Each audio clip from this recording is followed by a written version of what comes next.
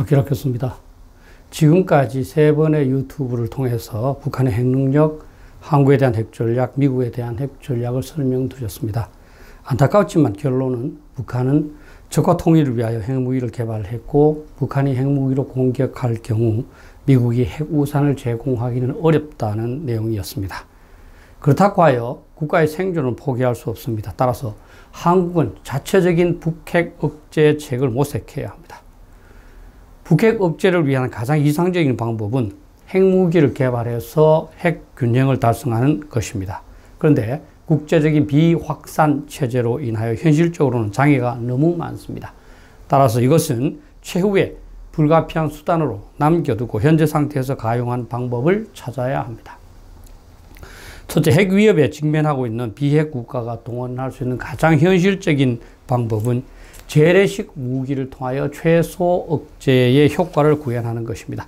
재래식 무기로 핵 공격국의 순애들을 사살할 수 있다면 그 순애들은 자신의 죽음을 각오해야만 핵 공격을 결정할 수 있고 그렇게 되면 핵 공격 결정을 망설일 수 있습니다. 이것이 바로 참수작전이 지향하는 바로서 상대국 지도자의 목숨을 위협하여 억제 효과를 달성하려는 것이고 현대 재래식 무기의 정확성을 고려할 때 효과가 전혀 없지는 않습니다. 둘째, 핵무기 제조를 위한 잠재력을 구비하는 것도 어느 정도의 억제 효과를 기대할 수 있습니다. 핵 공격 이전에 위기가 고조되는 기간이 존재할 것이기 때문에 그 기간에 신속하게 핵무기를 제조하여 보복한다는 개념이고 평소에는 신속한 핵무기 제조 능력을 갖추어 둔다는 것입니다.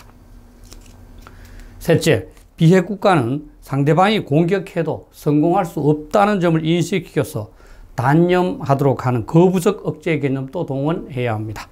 상대가 핵 공격을 감행하고자 할 경우 미리 탐지하여 선제 타격할 수 있는 개념, 계획, 능력을 보유하고 있을 경우 상대방은 공격이 성공하지도 못한 채 반격을 받을 위험성만 있다고 생각해서 공격을 자제할 수 있습니다.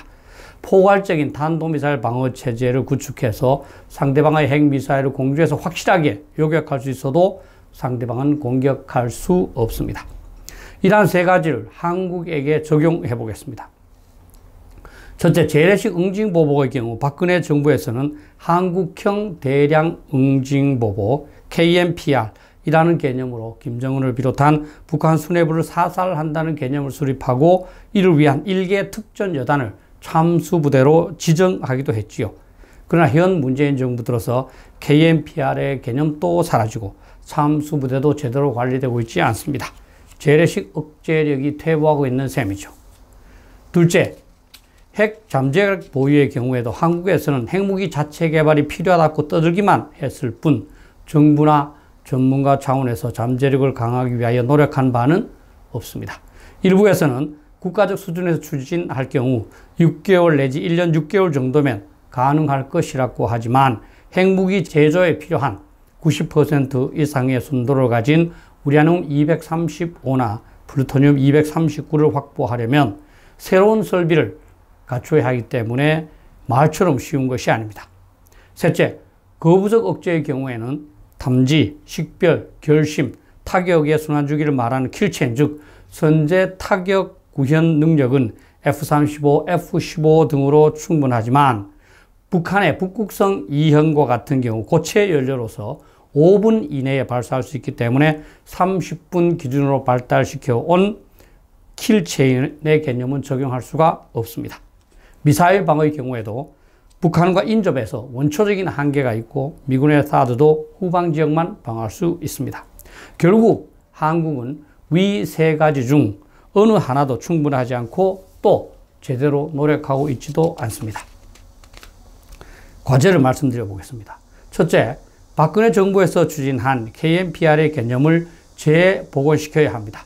현재 보유하고 있는 다양한 정밀 탄약, F-35와 F-15를 비롯한 엄청난 공군의 공격력 그리고 글로벌 호크로 향상된 정보력을 결합하면 김정은을 비롯한 북한 수뇌부에게 치명적인 피해를 입힐 수 있기 때문에 참수작전을 위한 우리의 의지와 계획을 북한에게 노출할 경우 북한 수뇌부도 겁을 먹지 않을 수 없습니다.